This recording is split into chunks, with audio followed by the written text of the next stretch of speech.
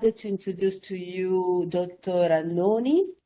Dr. Annoni is the co-father, because he doesn't want to be called the father, of INSPIRE, which is the infrastructure for spatial data in Europe.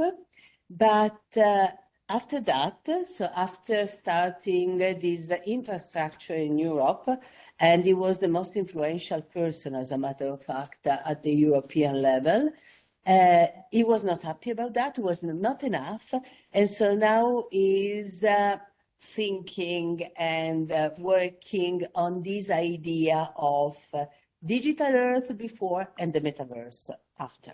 So I'm very happy to have you here. It's an honor for us. And let us do in this way. He will present the slides. He will give us this presentation. And then there is time later for questions and answers. Okay.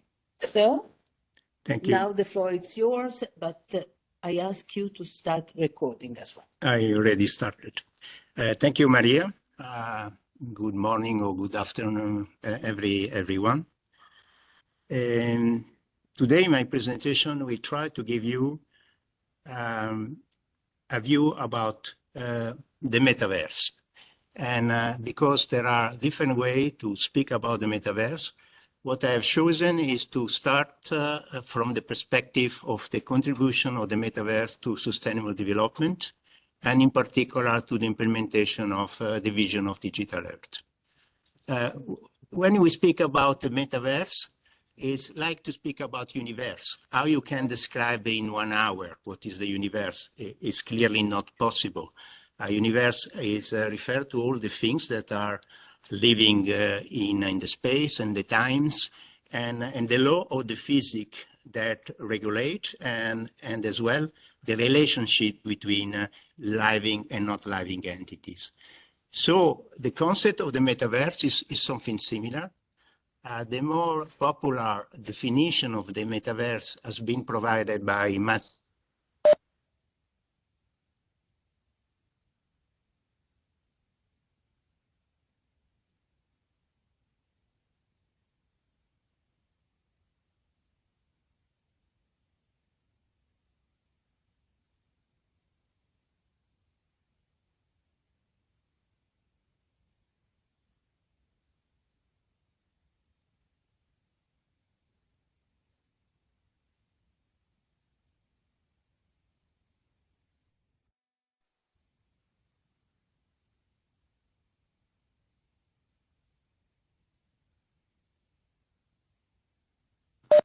Okay, now I think that should be okay.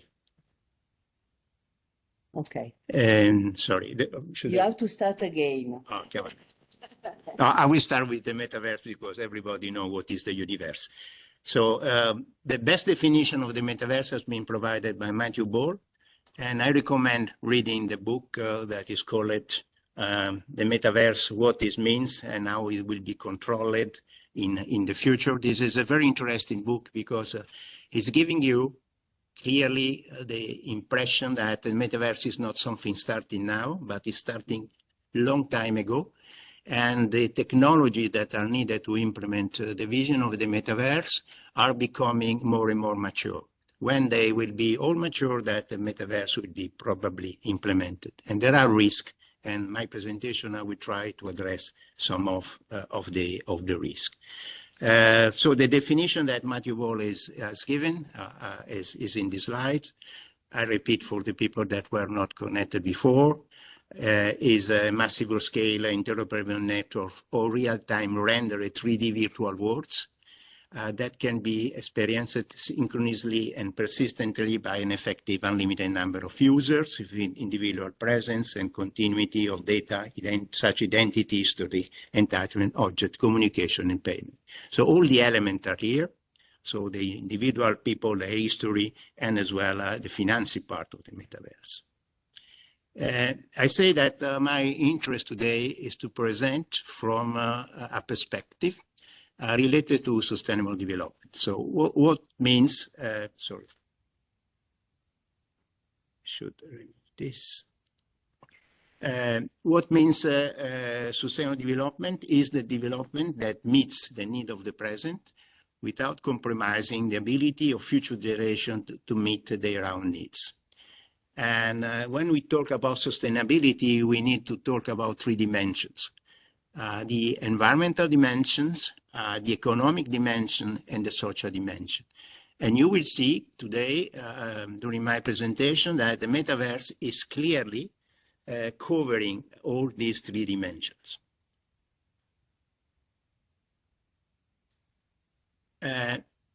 What is digital Earth? In 1992, Al Gore, the US Vice President, wrote a book that is called Earth in the Balance.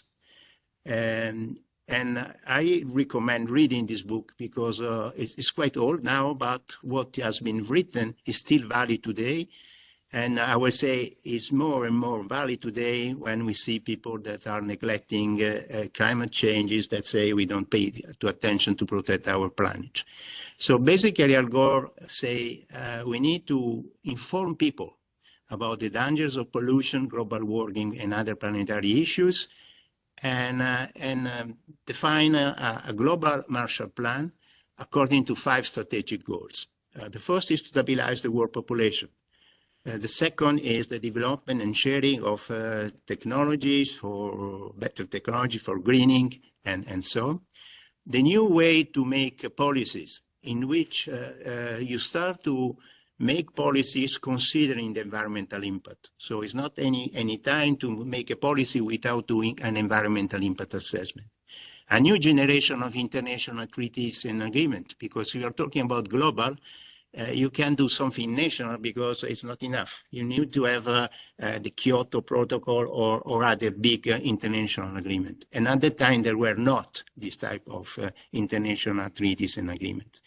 And the last but not least, and that will be where the metaverse fit very well, is to develop a global environmental consensus. Few years later, in 1998, he formulated the concept of digital Earth, like a multi-resolution three-dimensional representation of the planet in which we can embed vast quantity of georeferenced data, navigating through both space and time to view natural, cultural, economic, and social information about the planet, virtual reality installation in museums, improved access to public domain data, and a digital marketplace where company can sell a vast array of commercial imagery and value-added services. So basically, the digital Earth concept was addressing 2 of the strategic goals of the plan, that was developing and sharing technologies and new global environmental consensus. It's quite interesting to mention that at the time, nothing like Google Earth exists, and the internet, the speed of the internet was just enough to send a small test and wait minutes just to have a small test transferred from one of the computers. But it's quite interesting that he mentioned also already virtual reality. Virtual reality museum. Why in the museum? In the museum there are not the scientists, there are the public. So the idea of Al Gore was that the public should be informed. And how we can achieve a global consensus? Clearly, in my opinion, we need really to mobilize the young generation. I'm old enough to not be very concerned about the impact of climate changes in 70 years, but you are. So it's up to you to be more active, to try to raise your voice in order that the policy and the decisions that are taken are not really compromising your future. And then you need to understand how the society change.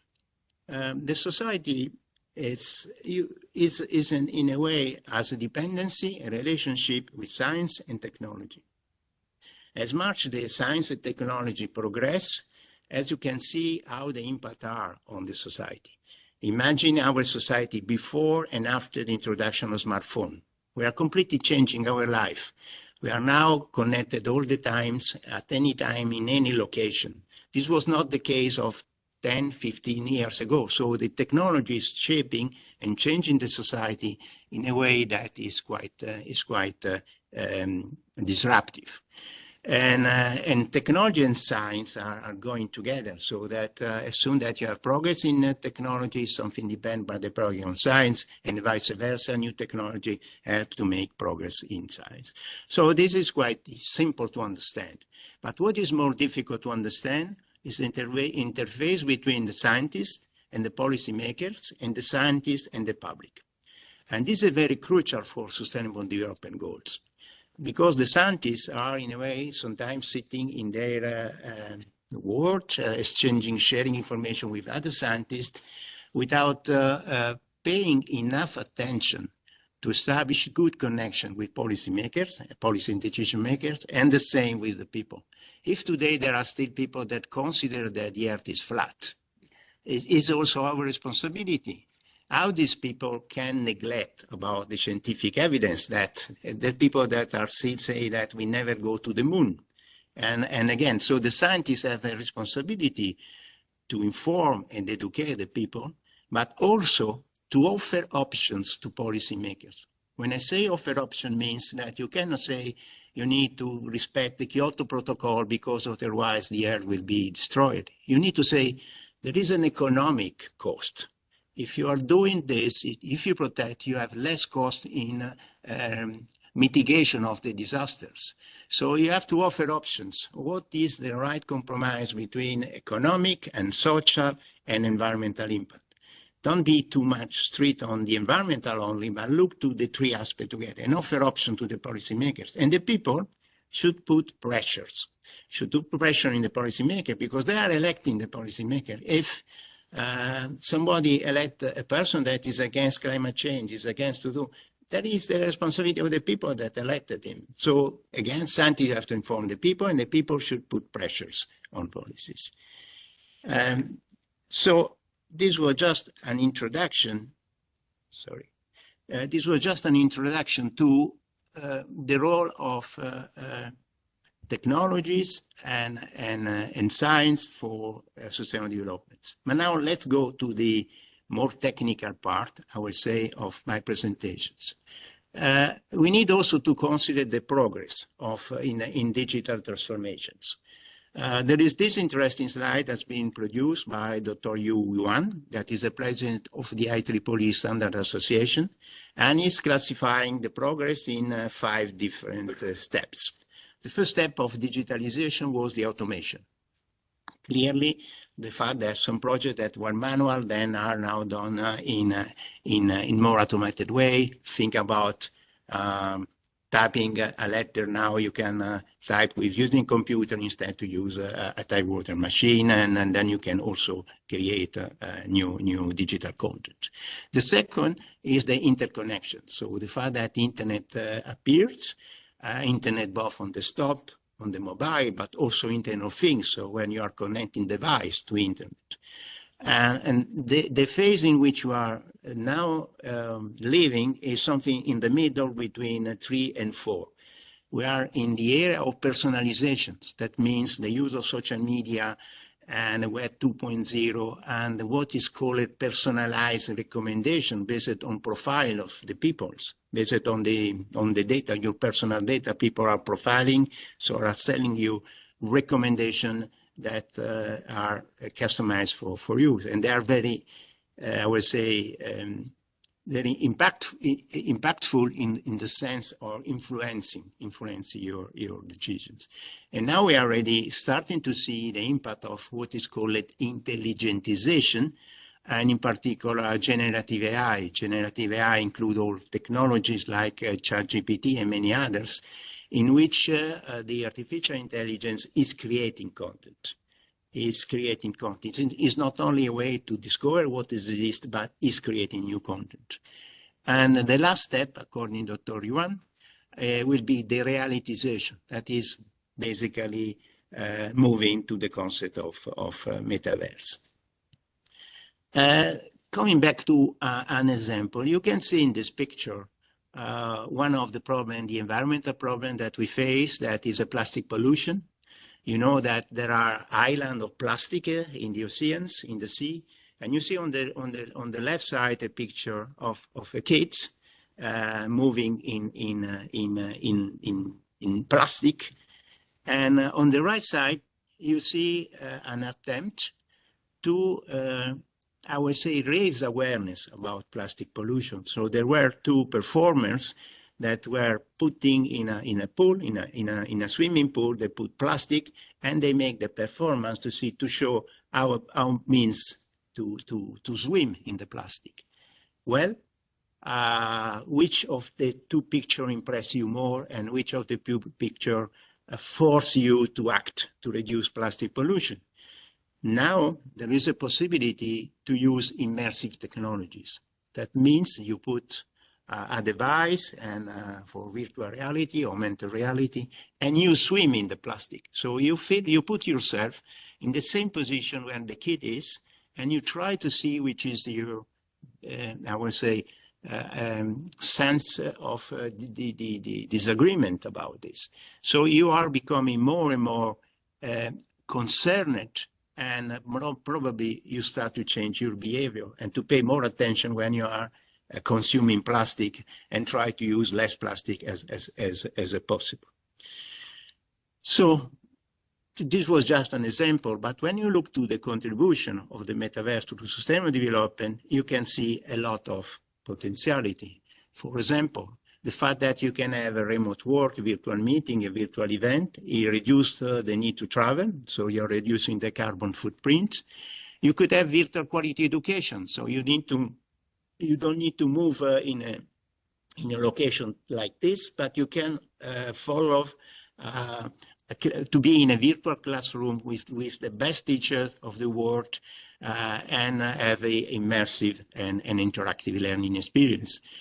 You can do virtual prototype and simulation. So by realizing a prototype, digital or virtual prototype, you reduce the need to build a physical prototype and minimize waste. Virtual tourism, this is quite important. You can help to preserve fragile ecosystems or places in which you cannot go because you are putting in danger the species, and also cultural heritage sites, reducing visitor foot traffic and the associated environment degradation. Green building designs, environmental awareness and advocacy, the example that I gave you before, and as well a virtual marketplace for sustainable products. And last but not least, a decent work and economic growth. In the future, probably by working in the metaverse, you don't need to care about your, regardless of your geographic location. There is not like now that the fact that you were born in Africa will be any more a barrier to have a decent work. In the future, if the metaverse will be realized, you can still continue to live in Africa and to have the same quality of work of any other part of the world. When you look to the history of the metaverse, as I mentioned before, a metaverse is something that is happening gradually, like artificial intelligence. It takes decades to become mature.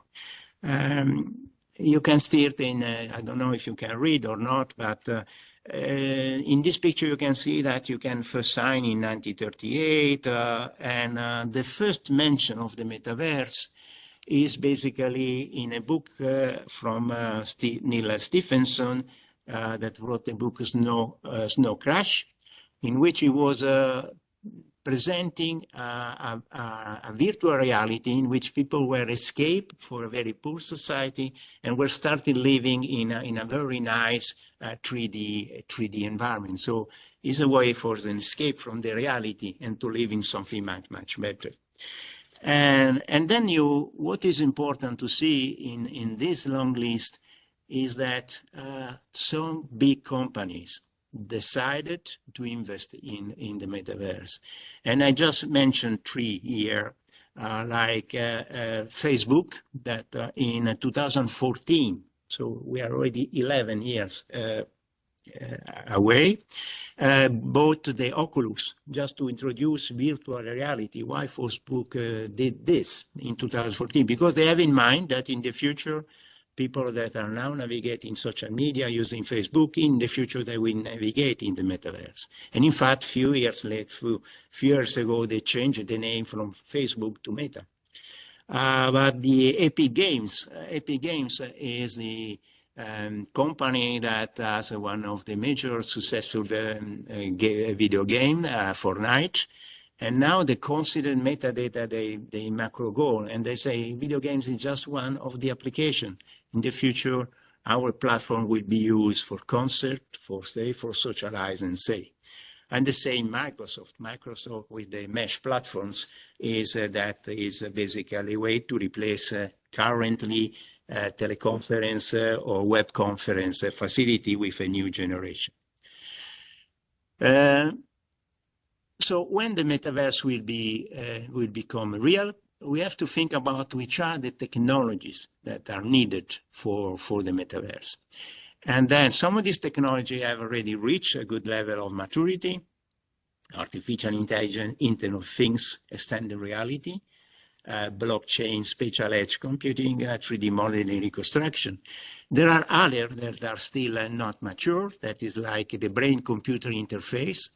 So why the brain-computer interface? Because still one of the things that you do in the metaverse in the future is to move in the metaverse. So you need to move your body in the same way that you're moving in the real world.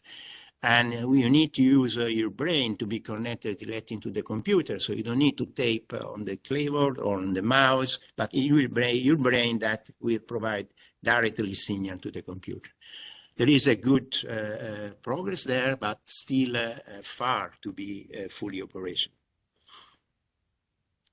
And you have also to consider the impact of artificial intelligence. There are something that is very worrying us if you consider what is happening in the future, because the generative AI can create avatars with human aspects. So in the future, when you are entering the metaverse, you will be unable to distinguish if you are talking with a real person or an avatar. They look like human, they will speak like human, and so it will be impossible for you to detect. And the same, the metaverse will be a platform, according to some of the people that are invested in the metaverse, will be a platform where people can socialize. But what if people will prefer to socialize with avatar instead of humans? And we have already example. We have example of this strange guy, Japanese guy, that married with an avatar, with virtual characters, and now is start to educate people to not be bisexual or heterosexual or whatever, or homosexual, but to be fictosexuals. So, and you should be worried back. What is happening in Japan is normally procuring what is happening in the other part of the world. In the past, we have a lot of suicide between the young Japanese because of the social network were creating people that were unable to communicate with other people. They were only communicating with followers or friends in the social media and not anymore with physical interactions. So, having said that, let me go back because I think that you are still confused about what is in reality the metaverse. So again, let me go back to the definition given by Matthew Ball that I already mentioned at the introduction of this speech. And he made 6 features that are characterizing the metaverse. The persistency. The metaverse will never reset, we never pause, we never ends. It's like our work. It's continue indefinitely. It will be synchronous and live. So everything could appear in the metaverse in real time from everyone, like in the real life. And there will be not limitation on the number of users, but at the same time we provide to individual users a sense of presence.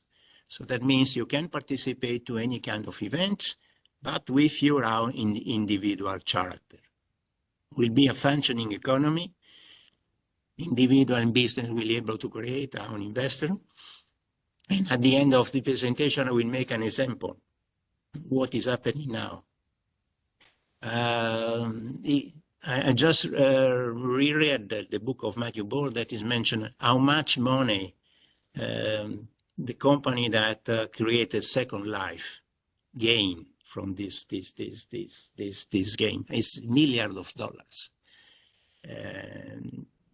And will be an experience that we span, so there will be clearly this kind of spanning between the digital and the physical worlds. So there will be a mix of the two. It will be difficult sometimes to distinguish. Will be private and public network experience, like in internet, in which you have private and public contributors and services.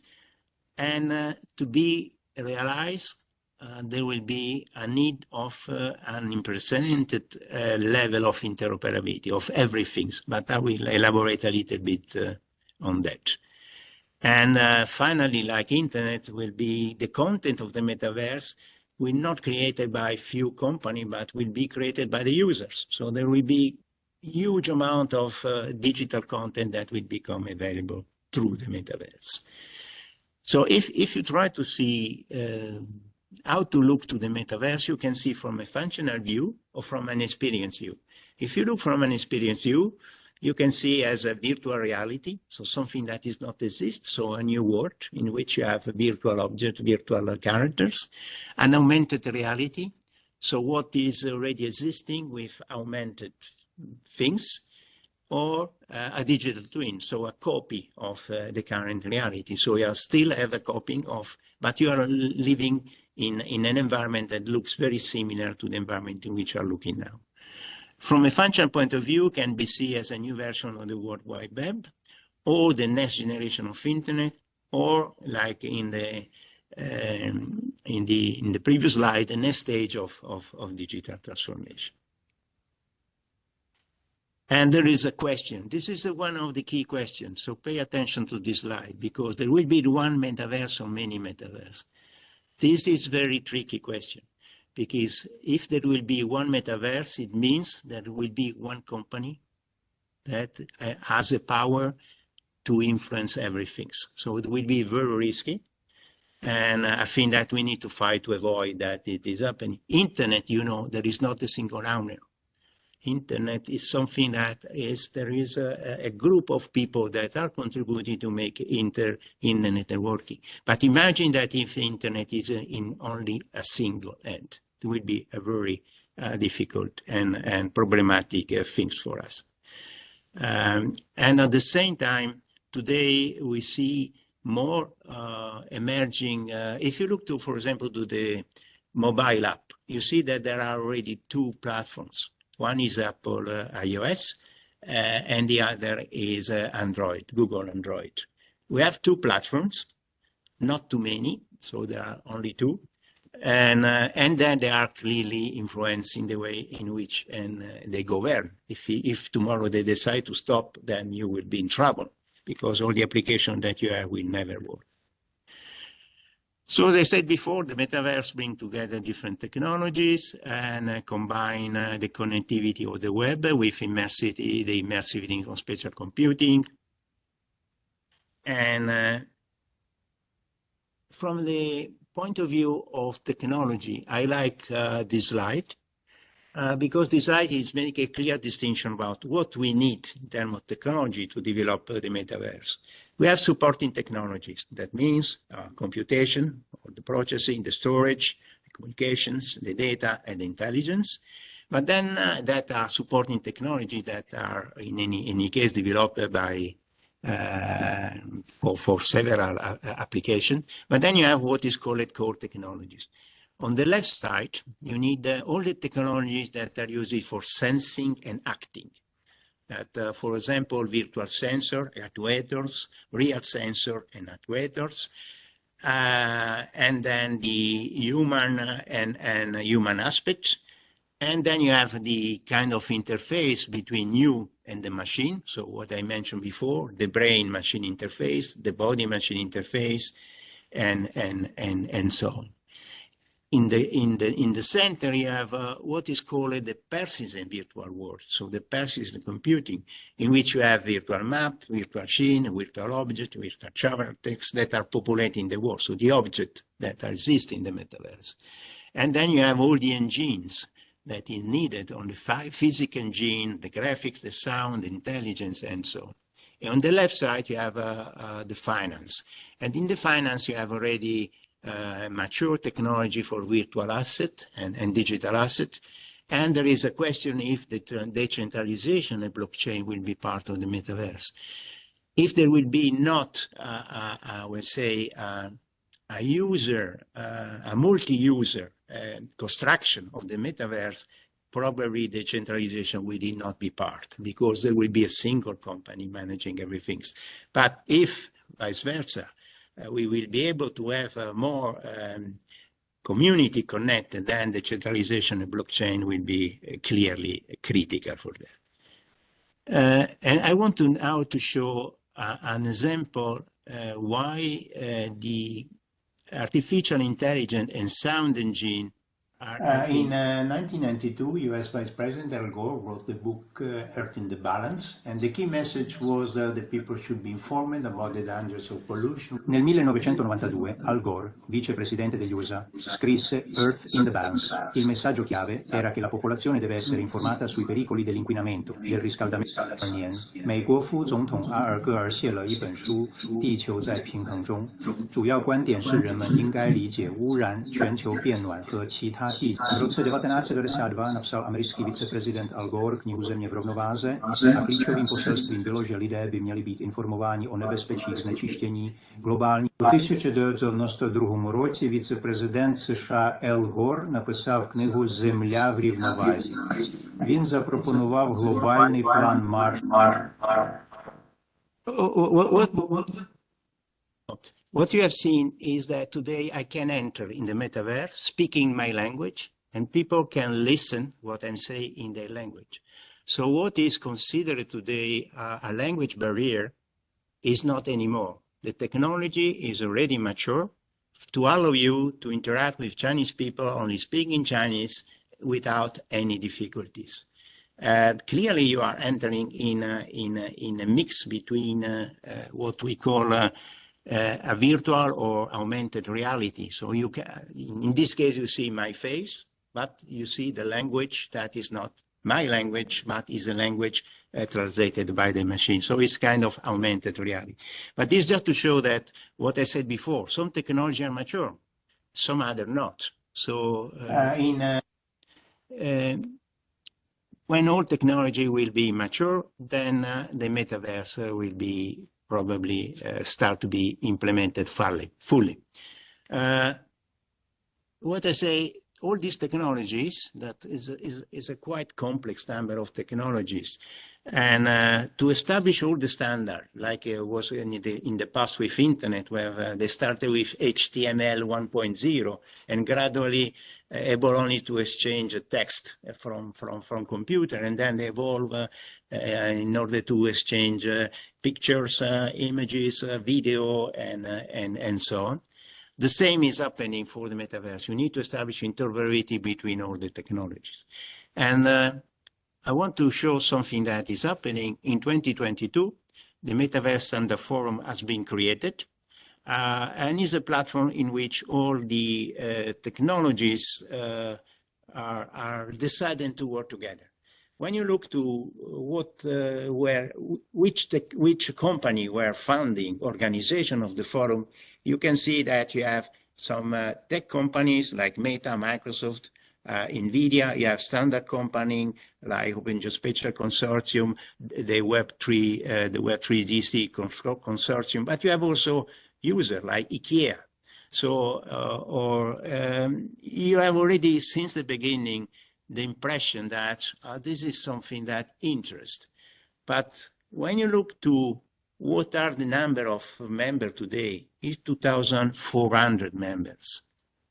And if you visit the website, you can see the number of companies that are currently sitting together to invest in delivering creating standard for the metaphor. So if so many companies are investing a lot of money to develop the technologies and to establish interoperability, means that the metaverse is clearly considered as relevant for many companies. When you look to use cases that are defined by the forum, you can see that is again is about learning and engagement, virtual space for video gamers, realistic environments, augmented reality with person and geolooking, real-time user using gaming and socialization. And when you look to enterprise use case, you can see augmented reality, for example, for remote assistance. So you need to allow people to do remote assistance to virtual reality, to augmented reality. Or you can see also virtual sport leagues. I heard today that there is infinity leagues in which virtual players are playing games and people are watching this more than a real football match with real players.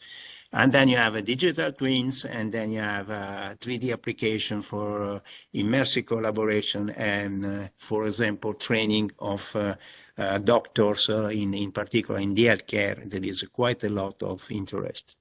And it's also interesting to look to which are the domain groups, because this is giving you the impression of the complexity to develop the metaverse.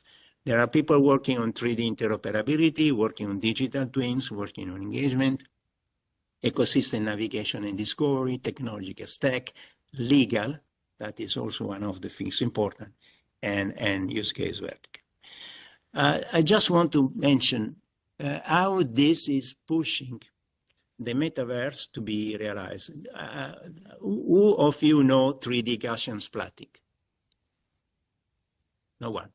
So normally, when you are dealing with the 3D representation, the rendering of a building, you are using a technologies that is based on triangulation, and now there is a new technologies coming out that is called the Gaussian splitting that is able to reconstruct 3D images for 2D images, and comparing to the previous technologies is much faster and much powerful, and it's better take into account their light radiance. So it's really very difficult in the future, but also in the present, to distinguish between a real image and an image generated by the computer, because it's becoming so sophisticated. And this is already used. It's used by all the big companies dealing with architecture and engineering for the construction of building or the big infrastructure. So, okay, so far what I give you is the idea of the complexity and the number of technology that are needed, but how this metaverse will evolve. If you look to the World Wide Web, changed the world, but when it was originally designed, it was not designed for this purpose. So nobody was really thinking about the way in which has been evolved. It was just a simple system to allow exchange of text or to increase communication. Now it's something completely different. So the same will happen for the metaverse. It will be kind of Darwinian evolution. So some technology will be the winner, somebody will be the losers, and the standard will accelerate, but it will be something difficult to predict. It's important to know that Europe is looking to this in a very careful way. In 2023, in July, the Commission adopted a strategy on Web 4.0 and virtual world. It's quite interesting that the European Commission decided to not use the word metaverse.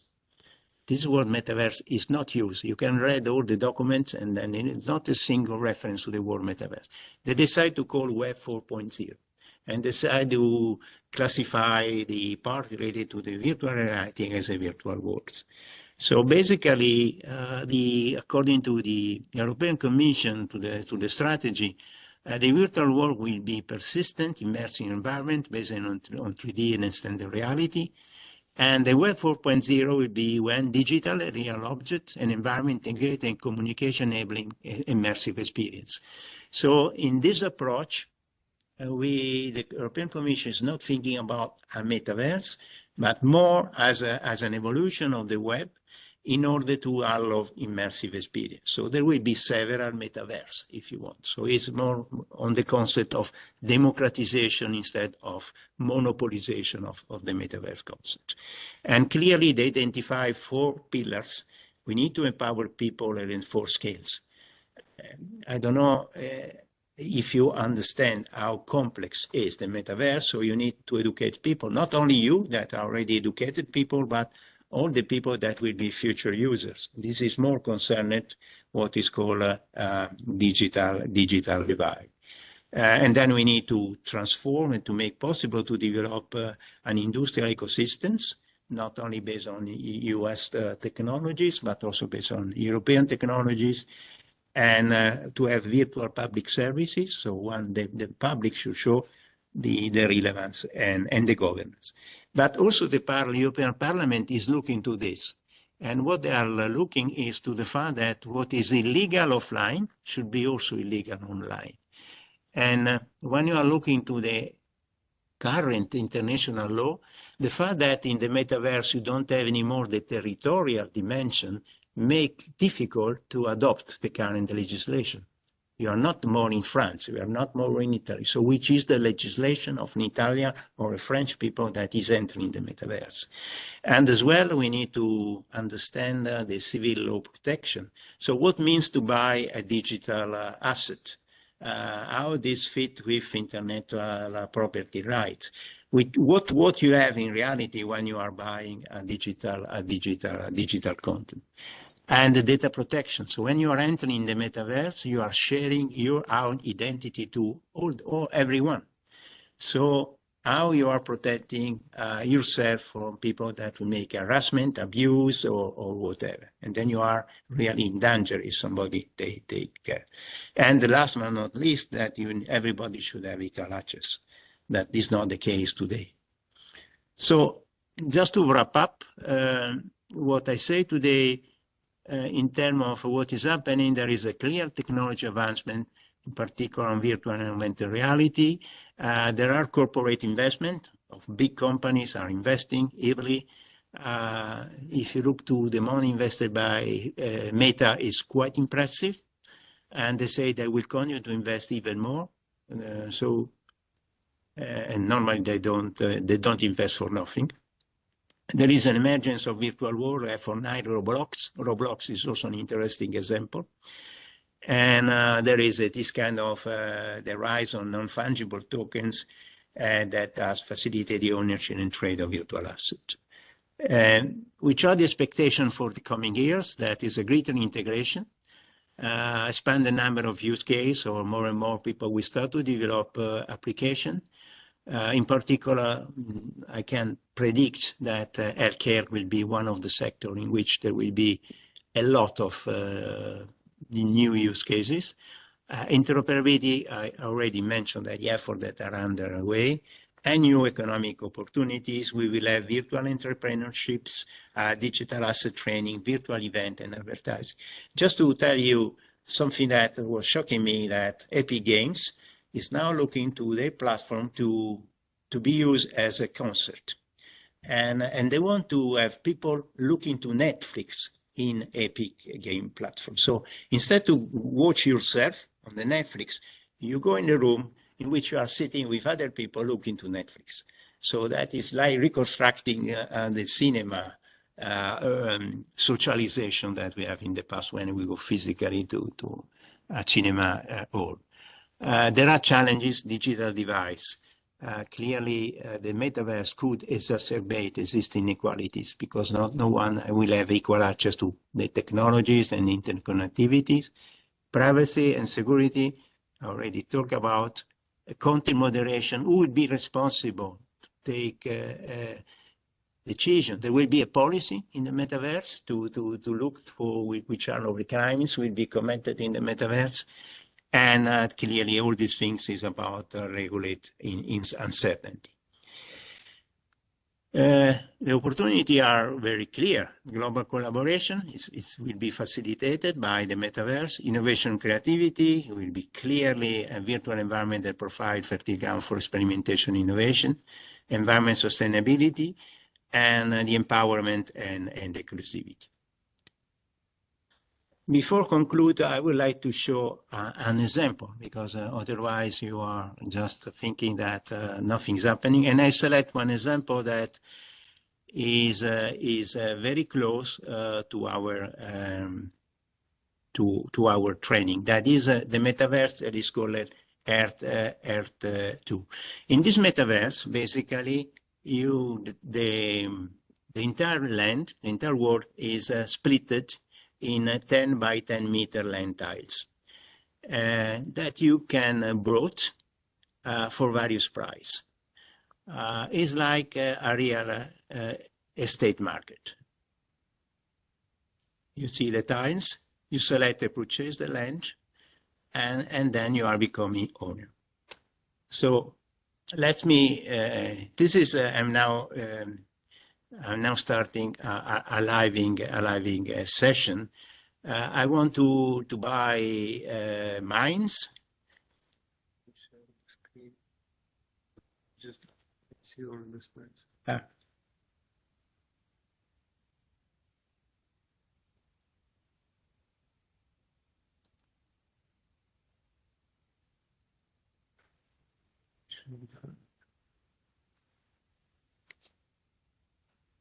Okay, sorry. In this metaverse, I can enter, and I can buy essence. I can buy other resources. I want to explore. That is basically a virtual world. But let me log in.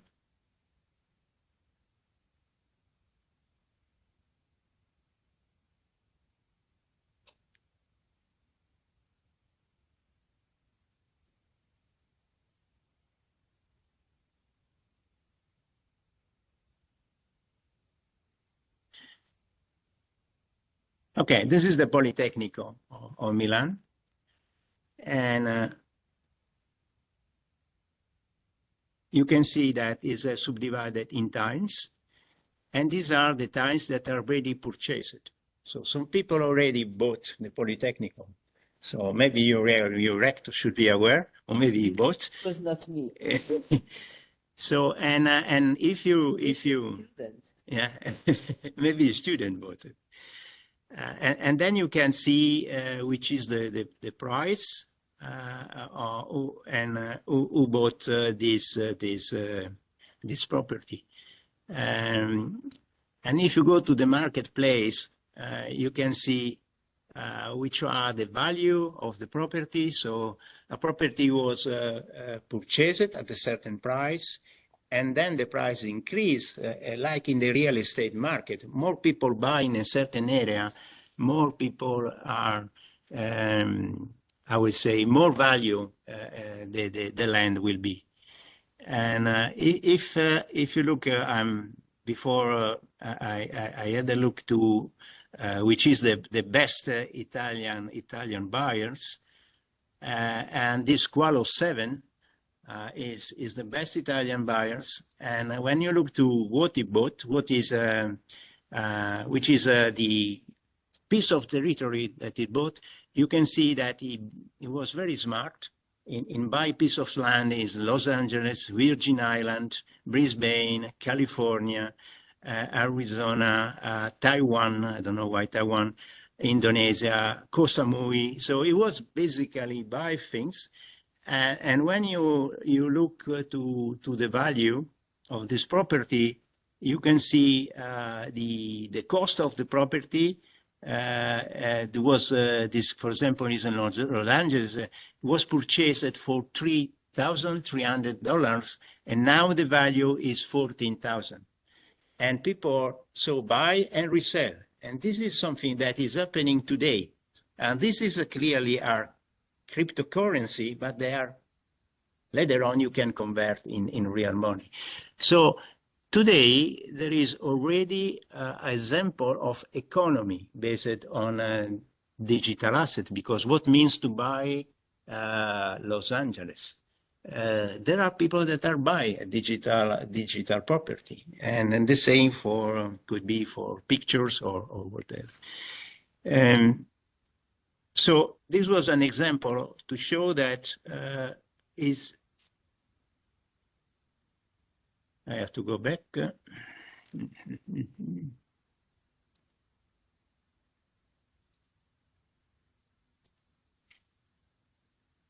Okay, this was just an example. There are several others. So if you are interested to see which is the technologies and which are the purpose of the different metaverse, I recommend to visit this site from Horizon World, Microsoft from Meta, Microsoft Mesh, Epic Games, or NVIDIA Omniverse, and to see how these are already part of our daily life. So these are people really living there and making money, making business, or socializing in some of the case.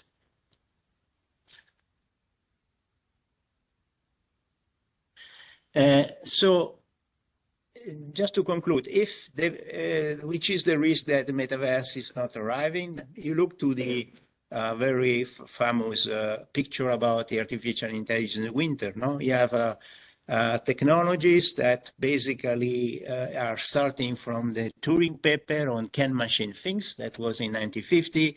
Then there were first information theory, testing theory, prototyping, a lot of expectation, then disillusions. And I live in the expert system era. So I was one of the people that were really convinced that expert system will have solved everything. And then there was a second winter because expert system were unable to really to go in to operational step. And now we are living in the area of deep learning, and there is still something about the causality trap is a winter or not. So there are different interpretations. But now we are progressing. So artificial intelligence, you know, there are periods in which new technology are coming, and as soon that technology are becoming mature, as soon the operationality will continue. So, final question, should we invest in the metaverse? If we invest now means or wait until that reaching the high level of maturity. There are two different points. The pre-investment viewpoint, if that you are investing now like Meta or Microsoft or NVIDIA, you will be very well positioned when the metaverse will be concretized and you have competitive advantage. Or the agriculture's approach, investing now is too early, so you risk to lose the money, and better to wait.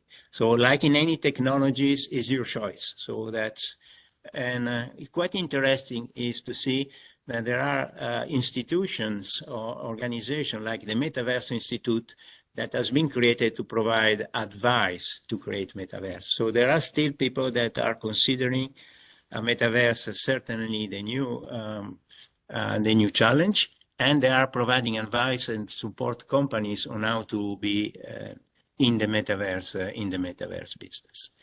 I recommend also a couple of reading. I wrote an article that is quite interesting. It complements quite a lot this lecture that is called "Is the Metaverse a Bubble?" You can download, it's free. And there are other references that you can consult in case that you're interested to know more about the other things. If you are instead interested on digital art, again, I suggest a couple of articles. One is the Manual of Digital Art. It's a big book with all the aspect of digital art, including a chapter on this immersive technology, virtual reality. Or you can read an article that is also free open access article you can download that is explaining my view about digital art yesterday, today, and tomorrow. And then I finish and I'm ready for questions.